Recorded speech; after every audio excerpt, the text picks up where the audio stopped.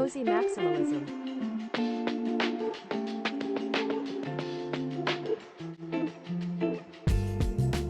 Yes, what's up, guys? Welcome to the Cozy Maximalist Show, my friends.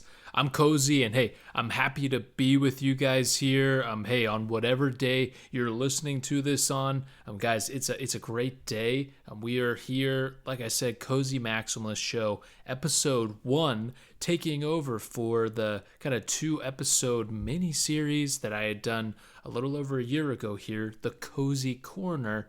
We're doing the voice docs today. The voice is doxed, baby. We're back. We're here. No more high-pitched squealing. And it's for a good reason. It's because we've got some content coming out for you guys, hopefully on the regular, right? So Cozy Maximalist here. I'm Cozy. Hey, let's do a cozy check just to start us off here. You know, my son is down to bed in the other room here. My wife, she's out with her lady friends tonight, so I'm just hanging out in the living room. Cozy check got the Christmas lights still strung up around the living room, some nice warm lighting. Shout out to the halogen lights, and we've got some mint tea going here. So man, on the coziness scale right now, we'll give it maybe like a solid 8.2 out of 10, right? No more Christmas tree. We've kind of moved on from that time of the year. A little bit sad about that. What are the things that I could do to improve it right now? You know, I could light a candle. You know, I could be in a sweater, right? Right now I'm kind of in like a pullover. So let's be honest, it's only an 8.2. It's not a 10, but you know, it's cozy enough for Monday night. And so that's when I'm recording, guys, Monday. You know, I'm excited to be bringing some content to you guys here. Really, guys, one of the things that I've noticed is, you know, being in crypto NFTs since early 2021 now here, I guess coming up on 3 years, kind of wild. Still a newbie myself, but if there's anything that I've been totally struck by during my time being on CT, it's really just been that there is a total dearth of crypto content. There's actually a lot of it, I should say, but it all is terrible and sucks, and you should never listen to it unless you want to get cancer, in which case it would be a great way to do that. I will say, you know, I just remember the days of listening to Up Only, which was really the only place for literally bits and alpha and just good people that didn't feel like they wanted to dump their bags on your head. And so really, I feel like there's just been a huge loss in the space ever since, you know, Kobe and Ledger went their separate ways. Although, Kobe, Ledger, we coming back? Are we doing this? That would be great. We're going Up Only soon, it seems like here. But, you know, I love really just to talk about crypto, to think about, you know, NFTs and just all of this retarded stuff. And so, guys, I'm really just out here trying to get the ball rolling, to try to get myself in gear, just to make some original content, to try to get my foot in the door. And I'm really excited, guys. I can tell you already, after this, you know, introductory episode that we've got going here, that I've already got some really awesome guests lined up. Some of them, you know, with really impressive and exciting followings, to come on and just have some conversations, right? Hey, some cozy conversations. That's really what we're here for and all about.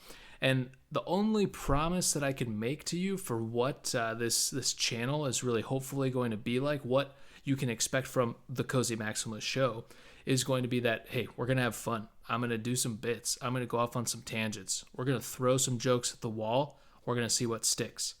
And to have some really hopefully interesting and thoughtful conversations with some key players in the space, to pick their brain both on the state of the market and where things are sitting with regard to crypto and NFTs and everything that's nascent in this space, and to be able to really, you know, go deep into different interests or different burgeoning thoughts or spaces that are just blowing up kind of in this wild west of crypto. Although quickly becoming more and more civilized, I will say, as BlackRock really just comes into buy our bags. That's really where we're at now. It seems we have moved into the banks are bidding stage, and who knows where it's going to go from there. Shout out to Grayscale.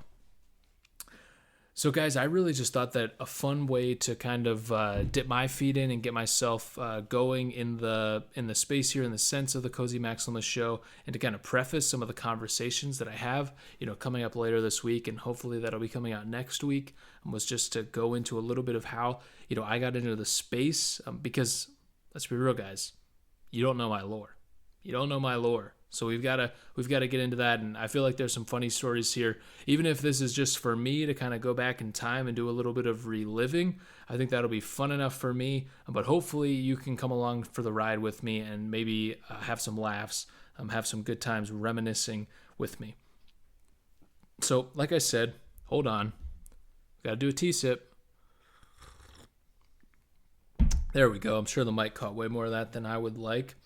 Let's fast forward to the year 2021. It is full-on COVID season. We are wearing masks. That's right. An old lady just told you to pull it up over your nose at the grocery store. 2021.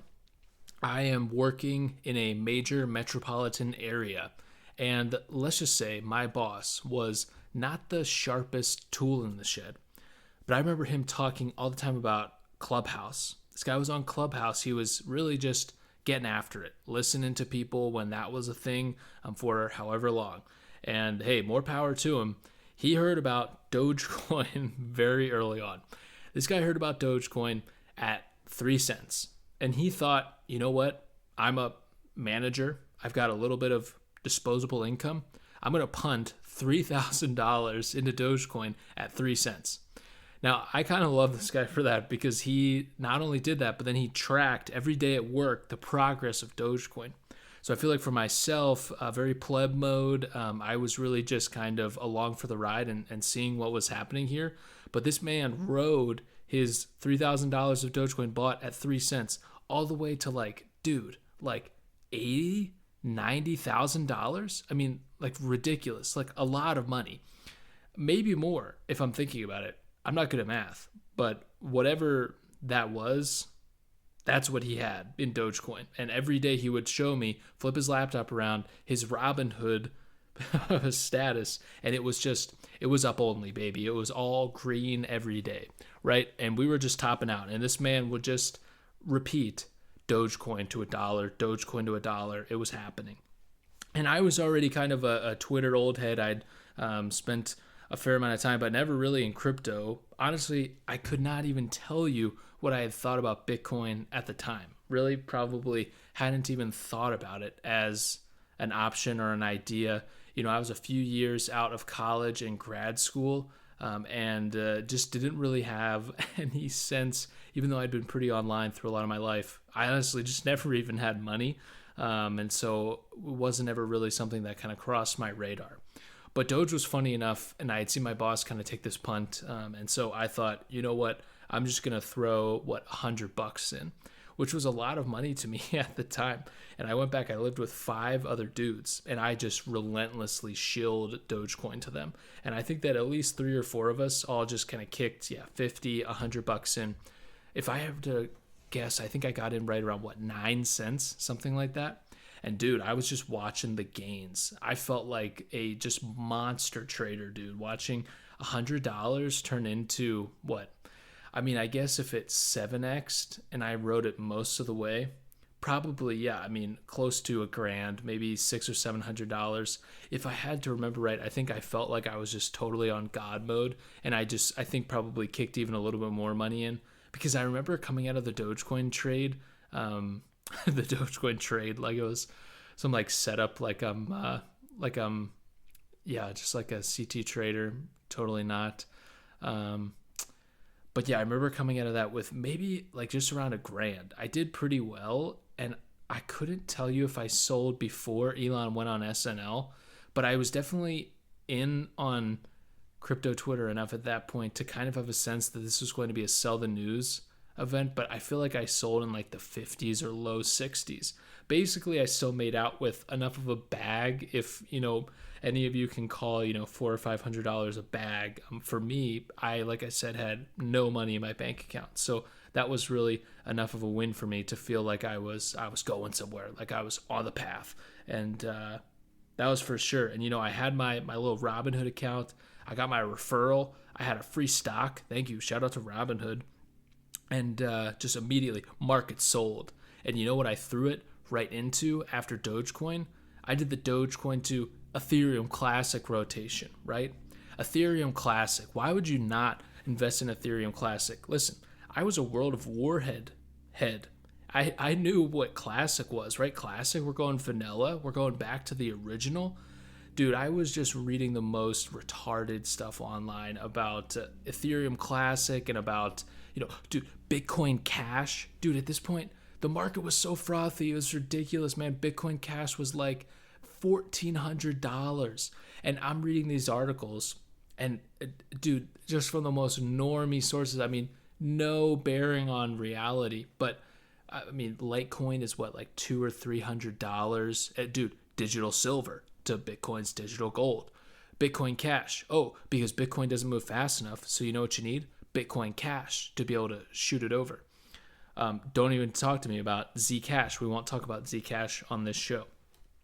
Yeah, man. So I was a Litecoin whole coiner, right? I was just riding it out. I was gonna make it on Litecoin, but really no. But honestly, I rotated immediately my Doge into Ethereum Classic, and I caught a ridiculous Ethereum Classic pump. Like probably the last time that Ethereum Classic has pumped and will ever pump again. I rode for at least like a 3x, and it was like on the order of like, dude, it moved. It was moving. It was ripping. And I was respecting the pump, dude. I was just hanging on for dear life, hodling before I even knew what hodling was. I was just, yeah, man, in Ethereum Classic for the fundamentals. I just really believed in the tech, and it was really doing it for me, man. And so, yeah, Ethereum Classic, I feel like I somehow was like at a certain point, okay, this is ridiculous enough that I need to sell. And I just felt like I was, man, I needed a Bybit referral link, dude, because I was just ready to get out there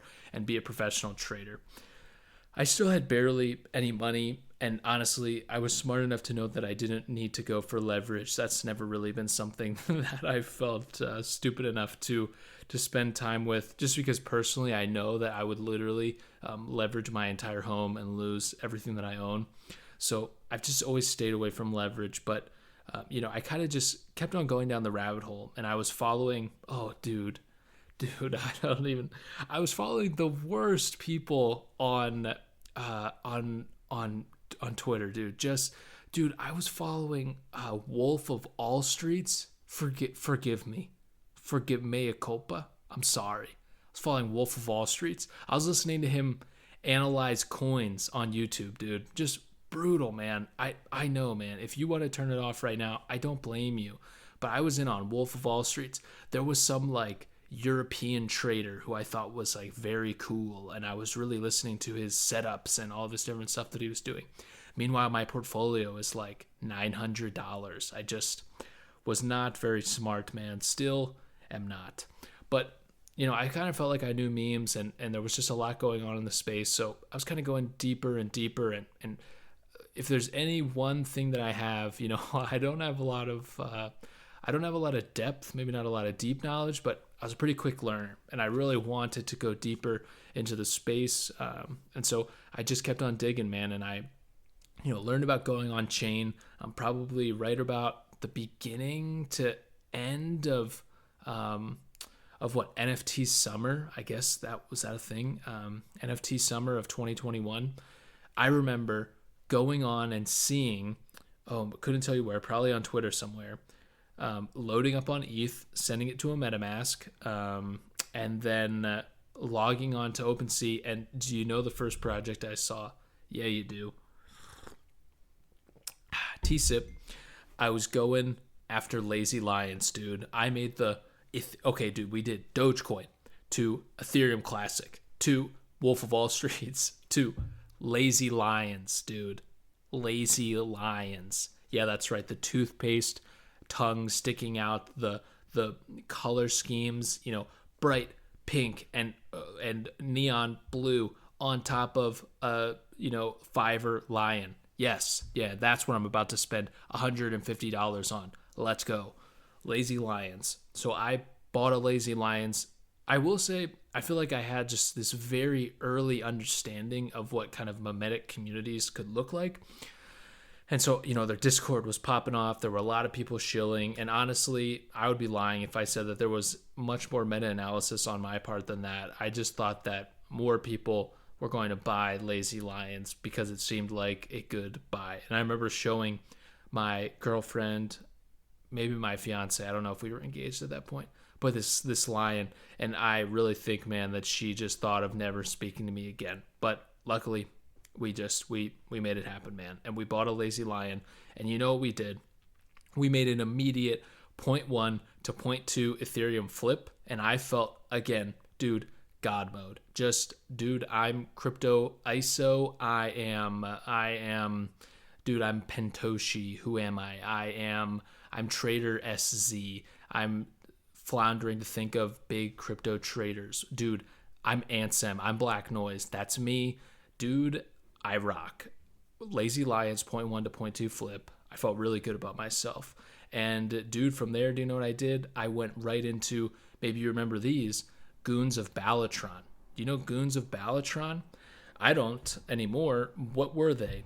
Couldn't tell you. Some game maybe that they were going to pitch from it. I actually think that they're still around. I think they're floating at like, I don't know, 0.1 or 0.2, something like that. Kind of hilarious. I made like a good flip or two on them. I think at a certain point I probably got up to like 0.3 or 0.4 Ethereum, and then I really just started to lose, man. I think I got stuck at the local top on Goons. I bought one for like 0.4 after I had made a flip or two, and then it went down, and then I sold for a loss, and then I was back at 0.2. Classic. That's my life. Classic. But it kind of mean reverted. We did a Jerry Seinfeld there, and then we were back just grinding, dude. And honestly, like I said, I didn't really have a lot of capital ever. I still do not have a lot of capital in the market, and so I was just kind of doing my best. And I gotta say at this point, guys, I was really just kind of a silly goose. I was a silly goose. I was pretty much just a classic GM Wagmere. I was having a good time. I was follow for following. I was supportive boosting people on Twitter. I was just engaging the light side of my personality. I was in Knights of the Old Republic. I was, condemning racism. I was, going out and just telling people that that I hope that they had a good day. I will say I never engaged with e-girls. I hope that continues to this day. No e-girls allowed. So, with all that being said, if that's engaging my light side, I can tell you life got a little bit crazy. I was kind of going in and out of being on Twitter. I had a pretty quick engagement. Shout out to my wife. My wife rocks. And pretty quick engagement. And dude, if you'd believe it, I was a missionary when I had no money, right? I was a missionary working in a major metropolitan area. And I had no money, but what did I have? Oh, I had some credit card debt. Yep, that's good. Some credit card debt. And so I was getting married. We had a quick turnaround on our wedding. And I was like, you know what? I need to be a responsible adult. So I liquidated my crypto, and I paid off my credit cards, which was a smart move. I'm glad that I did that. And I left a little bit of dust, I guess, in my MetaMask wallet. I don't think I literally left any crypto. There's a little bit more to the story than that on why I sold my crypto, but basically I think I was just coming in and out of conviction on it, and honestly it was just the right move for me at that time to do that, and so it kind of worked out in that way. So a few months go by. I'm not really on Twitter during this time, pretty busy at my job, and so I kind of come back as I'm getting married. I remember going on my honeymoon, and I don't remember if this was the exact time, but I remember becoming interested again right as I was getting married, because it was around the time of the truckers, and the truckers in Canada got their money frozen by the Canadian government.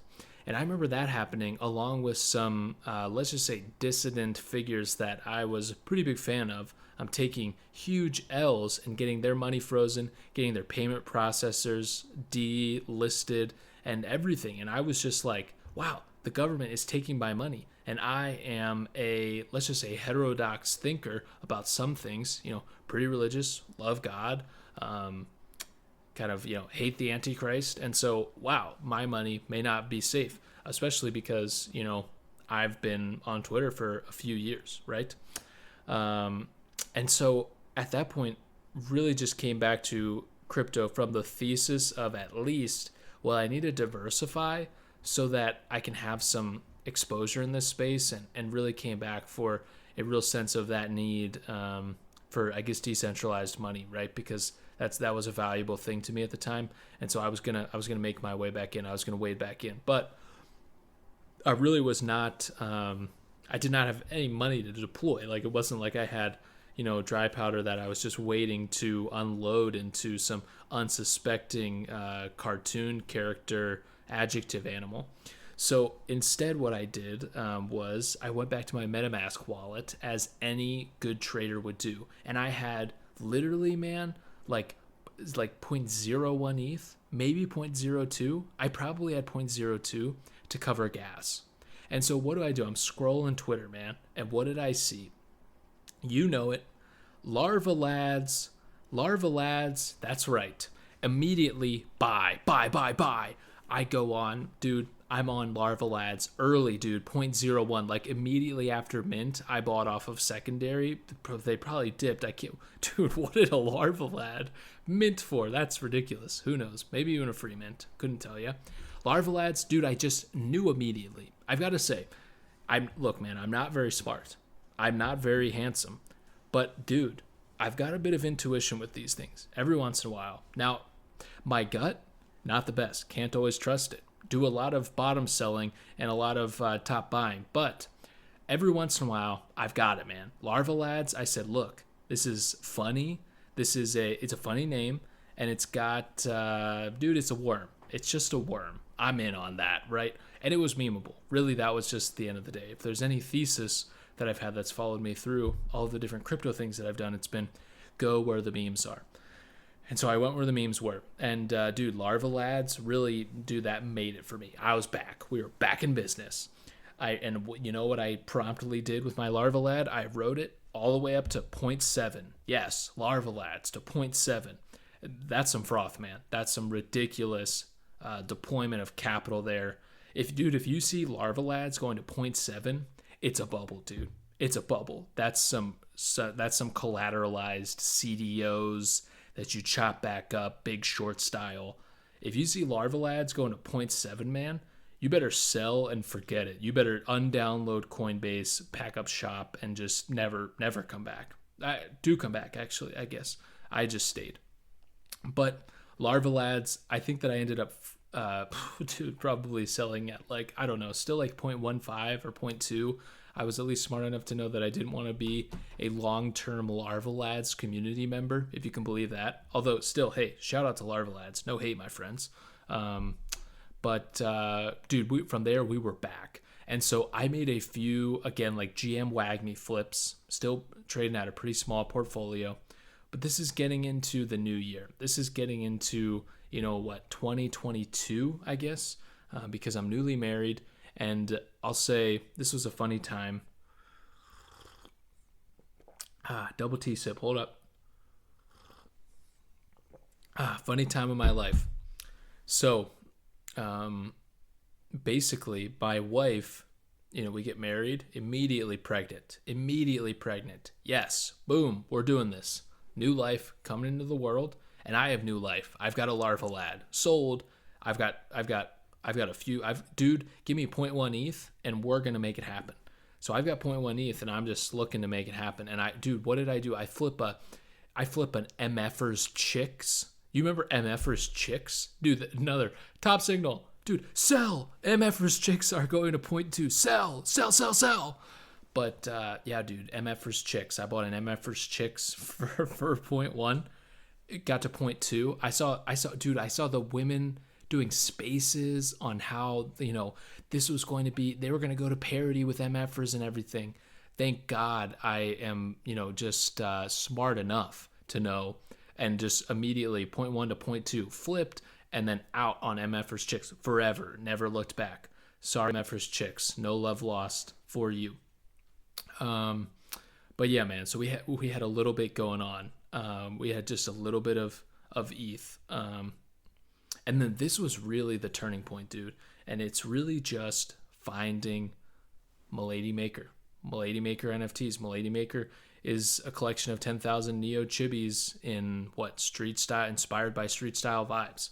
And I remember being on the timeline late at night. My wife is pregnant, probably in the bathroom, throwing up, and I am just chilling on the couch. And I remember scrolling through and just seeing these, dude, ridiculous Milady memes, and immediately I was in, man. This was what I had been missing the entire time that I was in crypto Twitter. And it was really this blending of sort of the crazy dark side of right-wing Twitter, of which I was familiar, and just a mimetic understanding of getting it, the posting as an art style and something that you took seriously even as you didn't take seriously. I remember Wretched Worm, who, sad, has fallen out with Twitter. But I remember, dude, he was, I thought, the best memer. Dude, there's Twycrates. There's so many good posters, dude. Just the best posters were in Milady, and the best posters were becoming Miladies. And I think I found Milady, like I said, probably late February, early March of 2022. I immediately market sold whatever ridiculous trash my ETH was deployed in, bought a Milady, and do you know what happened the next day? I think I bought at 0.17 or 0.18 right after mint out. Of course, it halved. Yeah, that's right. We're down in the 0.09, 0.08. That was okay. I was riding it out. This was the first time where I've had zero fear in a trade, and I just had this instinctive animal knowledge that Milady would succeed. And that'll be a little bit ironic in a little bit, you'll hear. But still, I knew that Milady logged on and won forever. I was sure about that. And just knocked over my notepad. That's okay. Milady logged on and won forever. And I really, at this point, had just been kind of tapping into some meme making skills. And really, man, I was just having a lot of fun. I was making friends. I was posting. And I was really just enjoying myself on the internet. And yeah, man, I mean, there have been, literally, I don't know about books, but blogs on blogs on blogs written about Milady and its impact. And man, I was just happy to be present for it. What really feels like still a piece of internet history that's still being made. And I'm just a huge fan of Milady and just truly enjoyed it. And get to put up some of my thoughts on that back maybe, last summer or so, 2 summers ago now. And just have so enjoyed being a part of that community. I will say it's a little bit, feels different for me now. I think that there's just kind of a place in the market cycle, a place where Milady and the whole Remilia eco is at, where I think I'm maybe 1 foot in, 1 foot out, if you can even say that. But I'll always have a soft spot in my heart for Milady. So, right, you should probably hear my my little trade here. So I get in on Milady, like I said, probably 0.16, 0.17, something like that, and ride it down to 0.08, 0.09, no fear. Ride it up to 0.7, 0.8, telling my wife, this is the future of finance. Like, we've done it. This is GameStop. This is AMC. This is Milady. Like, we've made it. And then the cancel happens. And I'm not going to lie, I posted through the cancel, but I watched Milady go down to 0.4, and I was like, I may also very well be arrested for owning a Milady Maker, which at the time, a little bit scary. Ironic. I'm kidding. Not actually, but still. Wish I hadn't said kidding. That's okay. So I sold my Milady, right? So I sold my Milady. Yes. Sorry about that. I feel bad. You feel bad. We all feel bad. Not my wisest move. I think I sold for like 0.4. I remember announcing it on the timeline. I felt so bad. I was engaged in copyleft. I kept the Milady. I kept posting. I stuck around. I made some bad trades. I didn't really grow my portfolio. I should have just held Milady. That's my Bitcoin. That's my Bitcoin moment. I went to shitcoins, and I should have stayed with the gold standard. I should have just stayed with Milady. And right now, I would be in a really good place. Although, let's be honest, I don't really have a lot of conviction, No. I do have conviction. I don't really, dude. I'm just up and down, man. I'm just in and out. I'm not the smartest guy. I probably would have sold at 1 ETH or 2 ETH, or maybe even on the Elon pump. Who knows? I honestly probably wouldn't have been smart enough to have sold at the Elon pump. I probably would have thought it was going to 10 ETH. Let's be real. But still, somehow I make it. I feel like I've got enough of a grasp, although we'll see. So stick with Milady for a long time and just really enjoy getting to grow my account, getting to post a lot, making good friends, enjoying myself, and diversified into different derivatives. Actually logged off for a bit, sadly, while Remelios were dropping, and kind of came back and didn't know what they were, didn't know the lore of that. I feel like a little bit sad to have missed that period on the timeline, but I think that was right around the time that my baby was born, so that was keeping me busy. I was staying tired, and I kind of went offline for that time to go into a bit of monk mode, which I recommend every once in a while. You got to go monk mode. So I came out of monk mode, and I had hit a pretty good trade. I had rid an NFT. I don't even want to say. It was Campai Pandas. I rode the porn pandas all the way from like 0.1, 0.2 up to like 1.5 ETH, which is like pretty good trade for me. I felt good about that. That was an awesome win. Even though it was the Campai Pandas. But I actually had fun with it. I'm sad to say. I did the fantasy football thing that they did. That was actually really fun. But then when people started really memeing them, and then I just thought about it more, I realized, listen, man, you can't be making money off of a porn panda. So I immediately sold. No, but I did a good trade. And that was while I was logged off, which was great. So I had a little bit more capital. I had not a lot though. ETH was not that great. And FTX exploded. Luckily, I had no money on FTX. And hey, isn't that the great thing? When you don't have a lot of money, you don't have a lot of money to lose. That's where I'm at. So FTX explodes. The whole market goes to zero. I'm not sure if crypto will ever come back. I still was pretty sure, though. I will say I never really worried, although when people started posting, like, that did happen, although apparently it hasn't been as bad as other bear markets, like, crypto may just never come back. I just was not sure. But luckily, again, when you're riding a few grand deep, you're like, hey, let's just see what happens here, man. What am I going to do? Buy Amazon? No, dude, I'm not going to buy Amazon. All right. Need to take a little tea sip.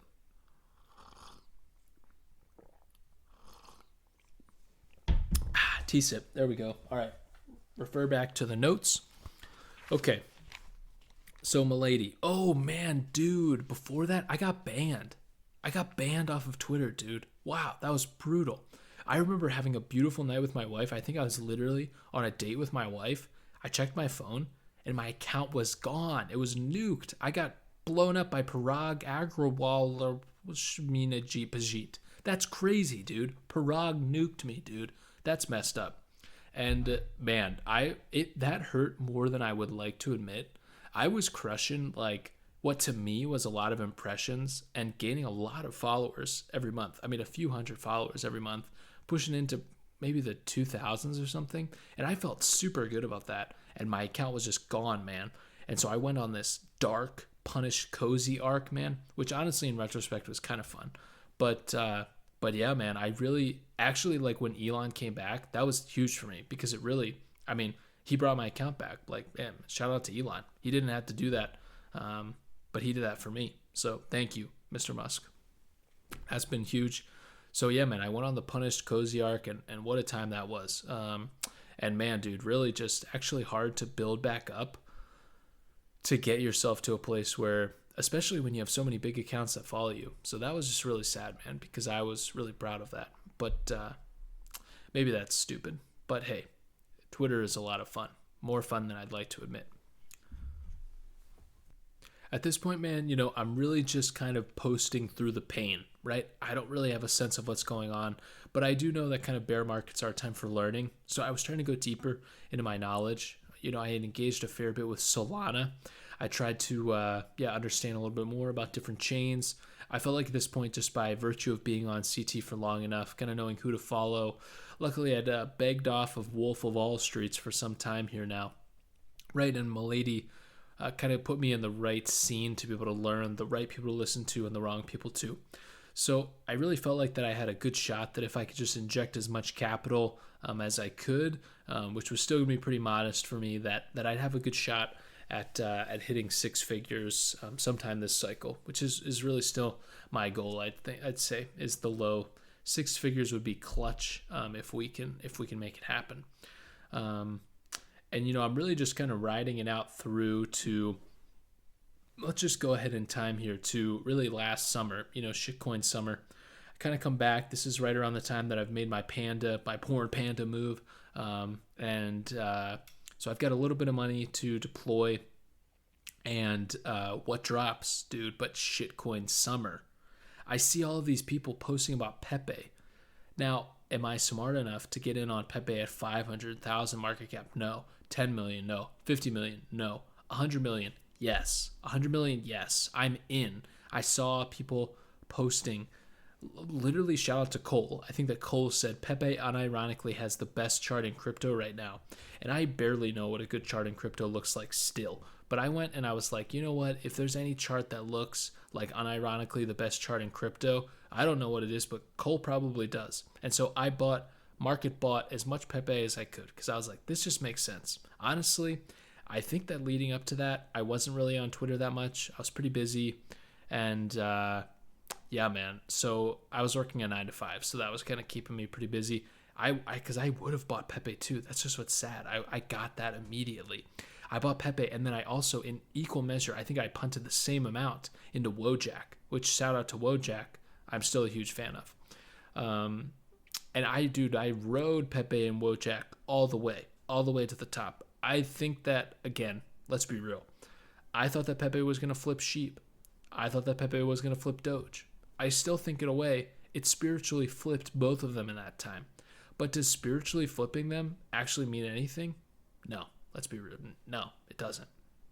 And so, yeah, I rode my Pepe all the way back down. Although I got in early enough that I still secured like a solid 4 or 5x.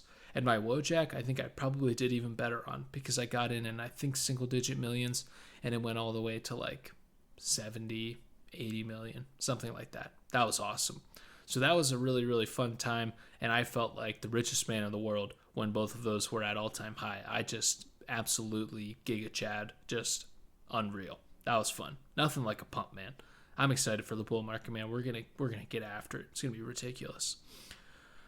But Pepe and Wojak, they went down, man, and then that really just triggered what I will say has been a really I look back on as a kind of a sad time where I'm not a shitcoiner, man. I'm really not. I'm not smart, man. And I'm not in the back rooms. I didn't know where we were going. I didn't know what was next. I bought, Haram. I bought, dude, I don't know what I bought. There was so much garbage, and it was just pump and dumps and private sales and whitelists and just the worst, man. The worst of the worst. And I'll say that was really a time of, I think, some fracturing in the Milady community, obviously with the fakes, right? Like there were just a lot of people that put it on because it came from our community. And so that's really a sad thing. But I do think that it has in some ways tainted the vibes. I think that things are different now after shitcoin summer than they were before that. There was kind of like an innocence lost, if you will.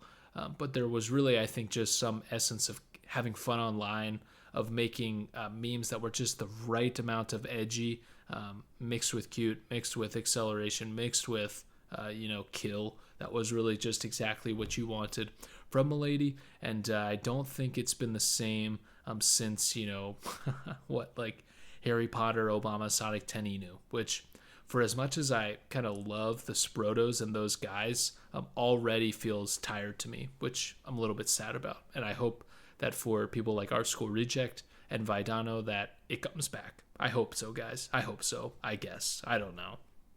I'm kind of out. Although it's cool that you built those schools in Kenya or whatever, but I don't really feel that great about it. Or Barack Obama's brother kind of shilling it from there too.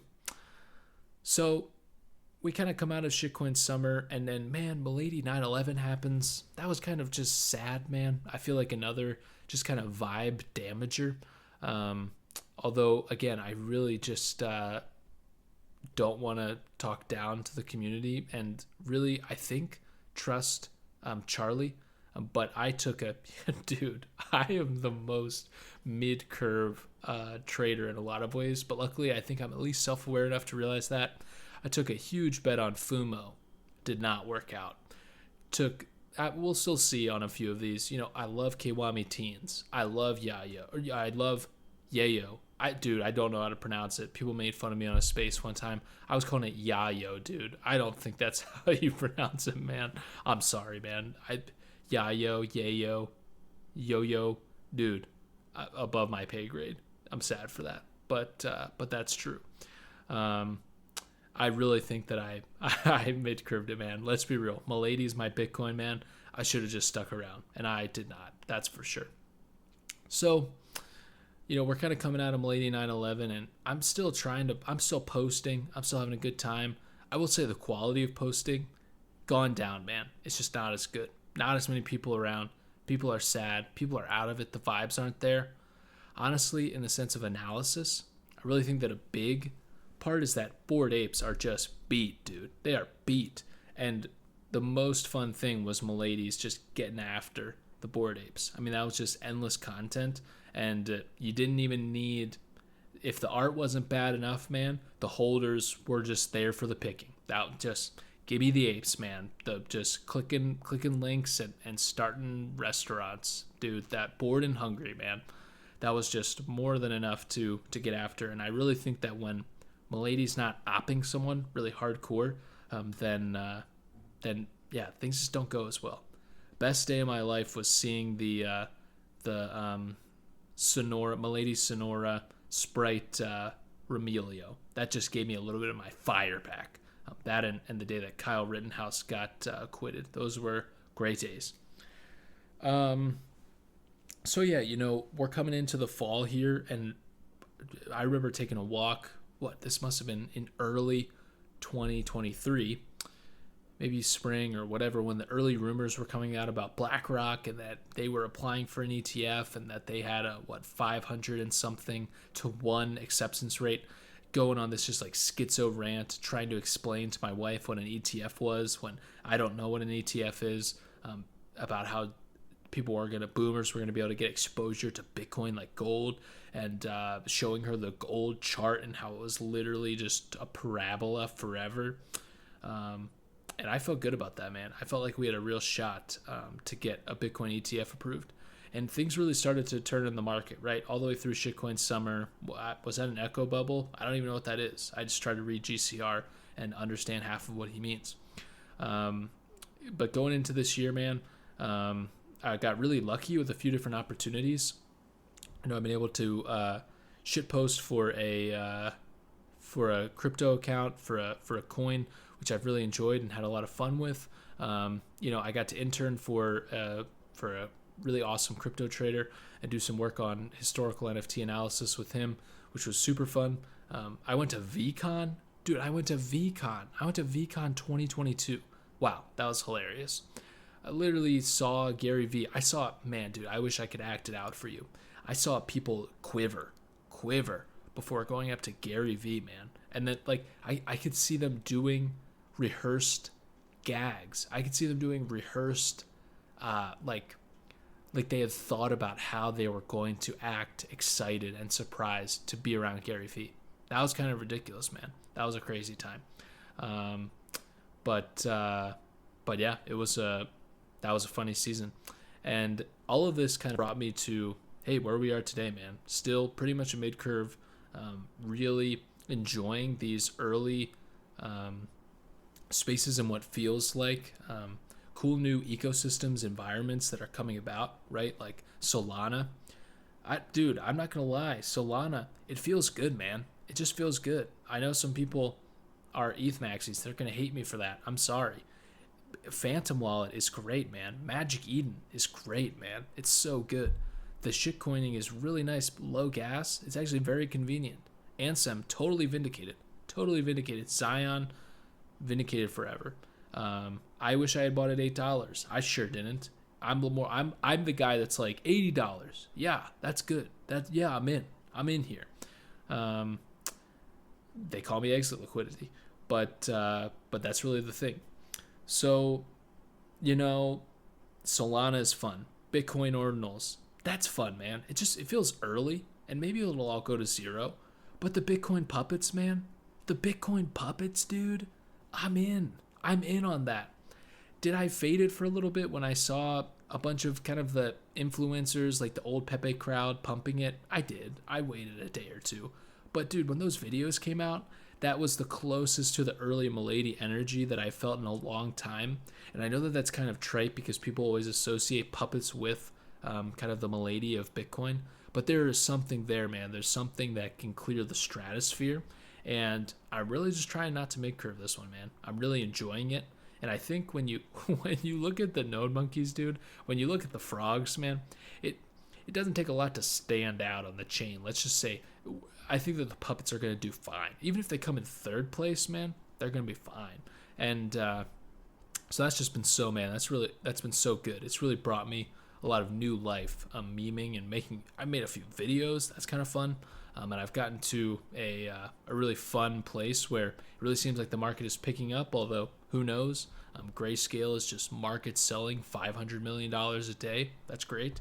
But it's crazy to me that Bitcoin is just absorbing this and still maybe even inching up. And honestly, man, I'm just a humble NFT gut trader. I'm not even a trader, dude. I'm a long-term investor. I'm a community member. I'm a memer. That's really what I am. I'm a memer. And I'm trying to make it with some humble means.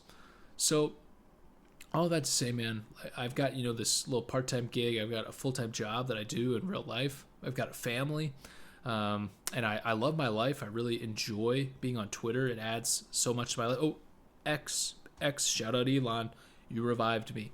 I love being on X, and it's just super fun, man. And I've gotten to make some great friends. And so what I'm really hoping to bring with this channel, with this content, with putting it out on X and YouTube and maybe podcast like Spotify or stuff like that down the line, is just to, like I said at the beginning, have some fun, get to meme, get to talk about what's going on, maybe the hottest thing. I'll show you my ref links. I'll lie to you. No, I won't. I won't lie to you. But I won't. But maybe, we'll see. We'll do a little BitBoy. We'll do a little BitBoy action. Yeah. We're throwing it at the wall. Not every joke. Cozy maximalism. And so, yeah, we'll have some fun. We'll get after it. And really, the thing I'm excited for, guys, is that there's some conversations coming up that I'm really looking forward to. I've got some really good friends who are going to be coming on, and we're going to get to have some conversations about different theses that they have, about the different senses that they have of where the market is, how things are going to be different in maybe a more institutionalized crypto and NFT market. And we'll get to just experience and react to everything that happens along the way. So I'm really excited for what's to come here, and I hope that it is the start of good things. I'm going to do my best to be consistent here. And I just want to encourage you that if you're someone with a perspective, someone with maybe a bit of a following on Twitter, and you're interested in coming on the pod and having a conversation with me, hey, don't hesitate to reach out, and I would love to have a talk and to be able to laugh and to try to make each other a little less redacted. That really is the goal, man, with the Cozy Maximalist Show. And let's be honest, man, we're all after a cozy time. You have no idea how cozy things could be, and that's really what we're all after, isn't it? I mean, what's the point of being rich if you can't be cozy, right? So to put it all in perspective, guys, really just excited.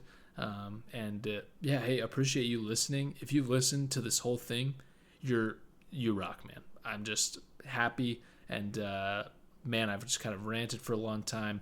My throat is kind of dry, dude. It's just a little bit like Ethereum right now. It's a little bit like those shit coins that I thought were going to go to billions of dollars, and now I really don't know if they're ever going to come back. We will just have to see. But man, this is going to be a crazy week with the Jupiter airdrop coming. I really wonder if that will just make Solana go crazy.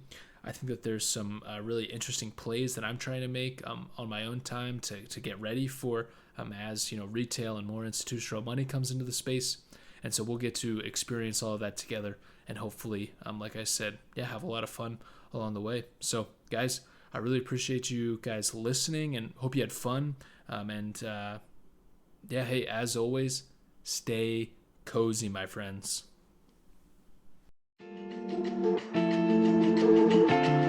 Cozy maximalism.